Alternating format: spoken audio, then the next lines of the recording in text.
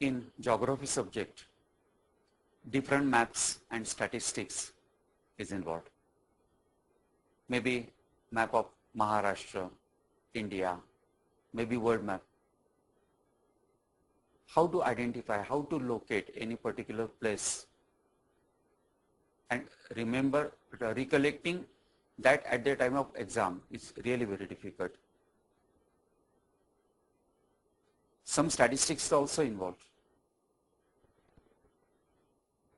To learn each and every figure or details given in the textbook, students find it is very difficult. But is there any method, simple method, to study all those aspects and to write the answer of any question which is asked in the board exam or in your school exam correctly as per the expectation of your examiner? If you studied well, means if your study method is good, then all those problems gets automatically solved. But for this purpose, what to do? How to study? This information will be given to you today by Mrs. Gitanjali Bodhankar. She is a teacher in Bal Shikshan Madhya School from Pune. And I am very much sure that whatever information or explanation she will give you,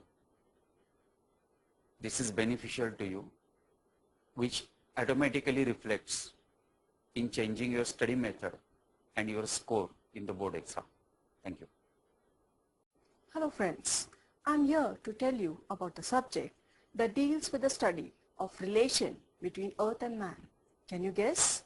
Yes, the subject that studies the earth with relation to mankind is none other than geography, where geo stands for earth and graphy stands for study or description.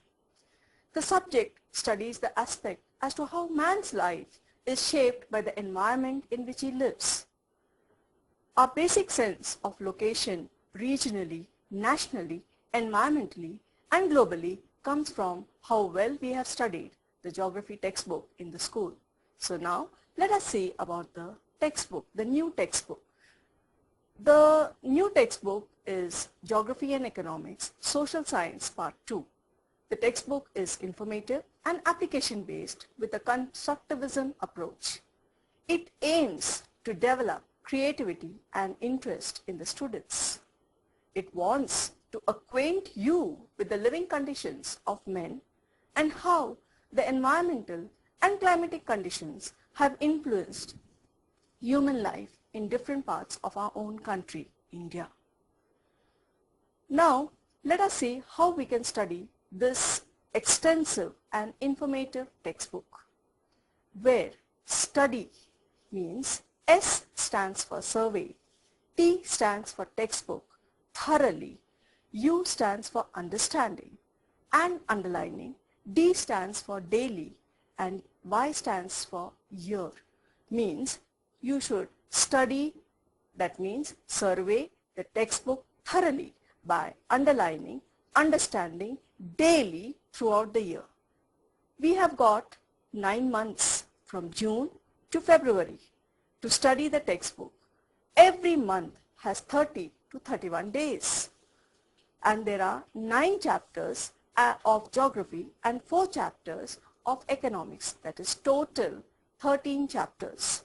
So the first lesson can be read on the 1st of the month up till the 13th of the month, and then you can take 1 day rest and then continue from 15th.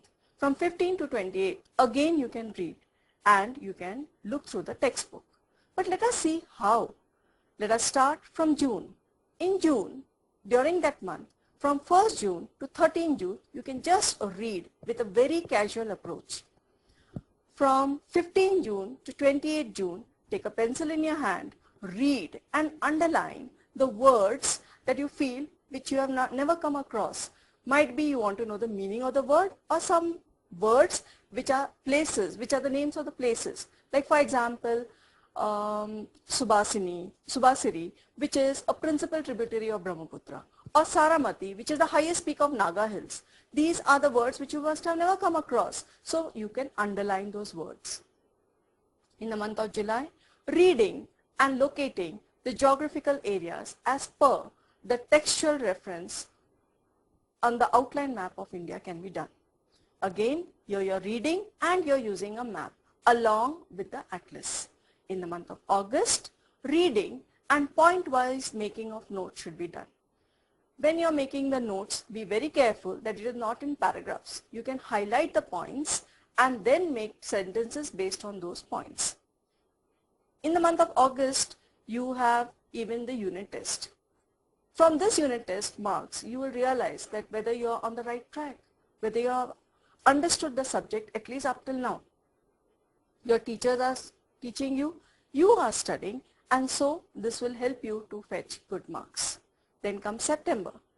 In the month of September, same from 1st to 13th and from 15 to 28, you read and you also start writing the answers from the exercise behind the textbook.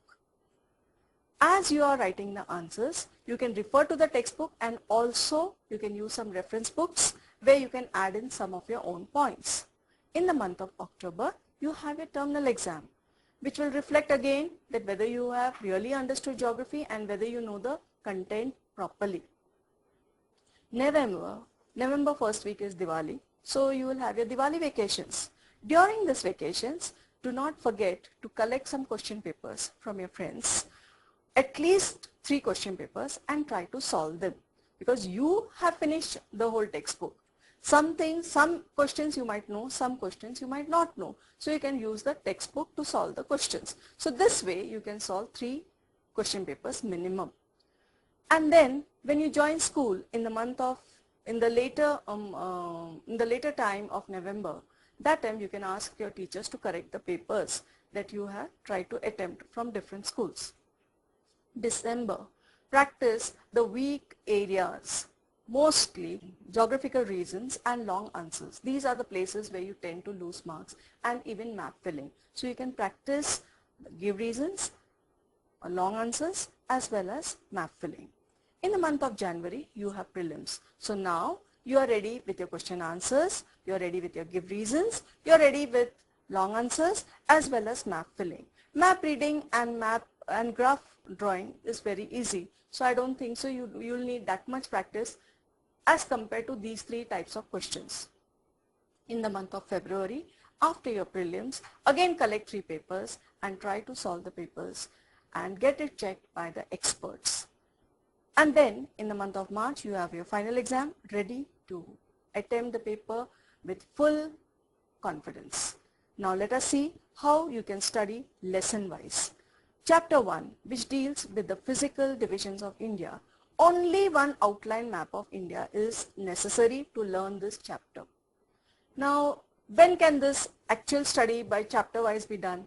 During the Diwali vacation, before you attempt the question papers. What you do is, you study the lessons properly now, and then you attempt the 3 question papers. First is, the first chapter you take the outline map of India, because that chapter deals only with the latitudes, longitudes, area, the north-south extent, the east-west extent, the extreme points, the standard meridians, the Tropic of Cancer. You mark all these points and the statistical data. So the whole chapter is in front of you. If you go to chapter 2, which deals about the North Indian mountains, you can use concept map and take all the important points and develop the lesson. So it will be like a revision of the content that you have studied. Chapter 3, Chapter 4 and Chapter 5 deals with the North Indian plains. Now Chapter 3 and 4 you can use concept map method to learn the lesson and to revise the lesson.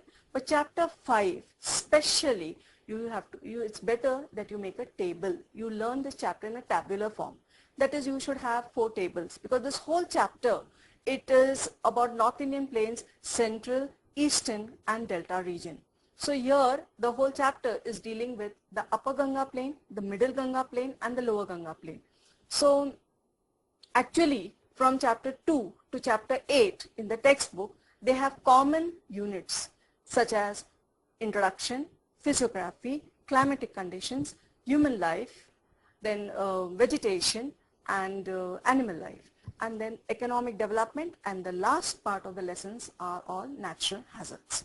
So when you are studying this fifth chapter, the 4 columns which I have asked you to make is, first is for the units, then second is for the upper Ganga plain, the third is for the middle Ganga plain, and the fourth is for the lower Ganga plain.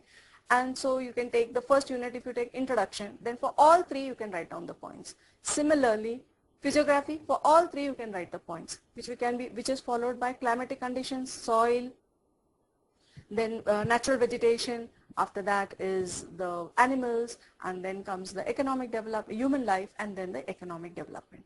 So this way you can prepare the whole chapter, except for the delta region. There are only 2 delta regions discussed in the textbook. One is the Ganga delta plain and the other is the Assam delta plain. So you can have only 3 divisions of year, and you can even have a comparative study. Chapter 6 and 7, it deals with the Peninsula Plateau region. This also, here also you can use the concept map, and you will find it more easier because we are all staying in the plateau region. So it becomes easier to know the different words, the different places, and you can study using the concept map. Chapter 8, the most important chapter, that is the Ghats, coastal plain, and the islands in the Arabian Sea and the Bay of Bengal. Here again you can use the tabular form with 3 columns, one for the units, one for the eastern coastal plain, and the other for the western coastal plain. And it will be studied in 3 parts, for the coastal plain separate, for the Ghats separate, and for the islands separate. So you can have a comparative study, and it will be easy for you to remember all the points. Chapter 9, it deals with practical geography. It is so easy because it is related with algebra. In algebra, you have studied different graphs. Here in geography, you have to know only 4 graphs, and the simplest of the graphs, that is line graph, the simple bar graph, the pie diagram or the divided circle, and the rectangular graph. The only different graph over here is the rectangular graph. It is also very easy. If the statistical data is given in numbers, you have to convert it to percentage, and the x-axis is taken as percentage from 10 to 100. So you convert all the statistical data into percentage. So this way you can draw the rectangular graph. So this was what was geography. Now let us come to the next part of the social studies part 2, that is economics. Chapters included in the textbook is mainly to enable the students to understand the basic concepts of economics and the problems that they face in day-to-day life. What is the meaning of this? Here in this textbook, it is Introduction to Economy. It is also telling about the problems and the solutions that can be faced.